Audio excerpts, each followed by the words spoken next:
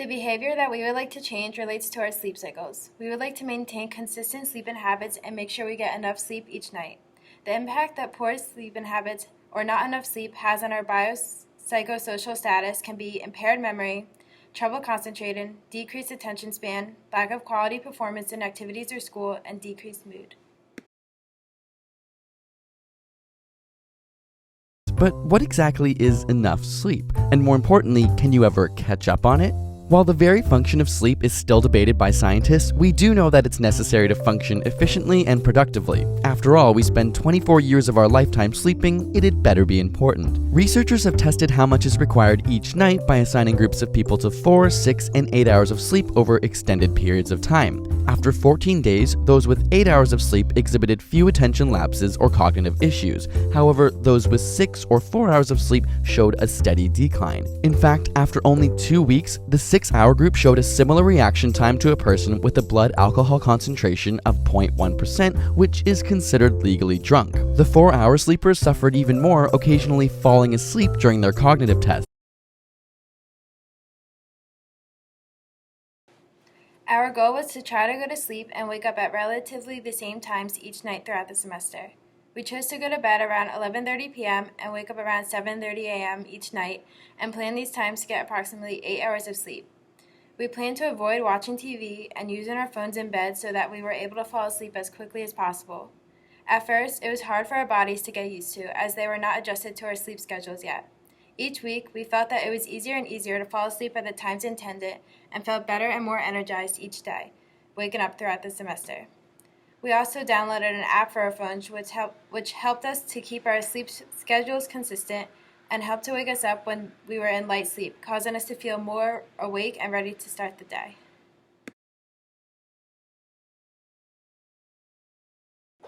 Our intended behavioral change follows the trans-theoretical model.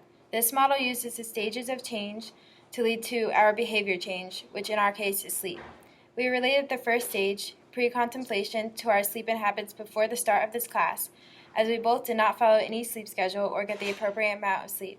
The second stage, contemplation, included what we wanted to come out of our behavioral change. We decided what our end goal was of maintaining healthy sleep cycles. In the third stage, preparation, we decided our plans and steps to go forth with the change. We decided how we would reach our goal and what we would need to do to get there. In the fourth stage, action, we began to go to sleep at the same times and wake up at the same times. We made sure we got done any activities or assignments before we had to go to sleep at 11:30 so that we can maintain a consistent sleep schedule. Finally, in the last stage, maintenance, we continued to maintain our sleep schedules and continued to get 8 hours of sleep each night. Throughout the semester, reaching our end goal became easier as our bodies got more and more used to the intended sleep schedule.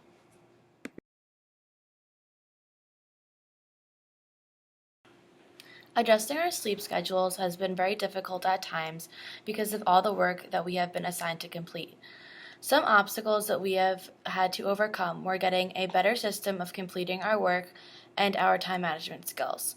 We have started to make lists at the beginning of every week, and by outlining our weeks, it has made us more aware of all the work that we have to complete. Managing our time better is something that we struggle with daily, and if we continue to manage our time better, it will help us to complete our work earlier to help us get to bed by our desired 11:30 bedtime.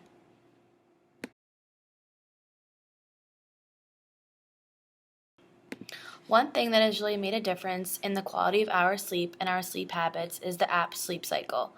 The way this app works is that right before you go to bed, you set a time that you would like to wake up, and the app senses your sleep patterns and wakes you up when you are the most awake to prevent you from waking up in a very deep sleep. This app wakes you up between 15 and 10 minutes prior to the time that you would like to wake up, depending on your level of sleep. This app has helped us to track our sleep, and it also helps us to stay on track to see how many hours we have been asleep. When we know that our sleep is being tracked, we are more likely to go to bed at a reasonable hour.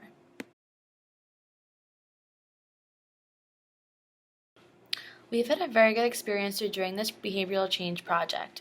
We value our sleep, and coming to college has really affected our sleep patterns, and by doing this project, we have learned how important sleep really is for our health. By managing our time better and staying on track of our work, we can increase the hours of sleep that we get throughout the school year. Whenever we go home for breaks, we spend much of that time catching up on our sleep. But hopefully, by doing this behavior change, we will be able to spend more time with our friends and family when we are home. We were able to use the trans-theoretical theory to help us make this behavior change. There is nothing about this theory that we would like to change. We think that the most important step of this theory is the action step, because it is very easy to realize you need to change a behavior, but actually taking the step and initiating the change is the only way that you'll be able to make a difference.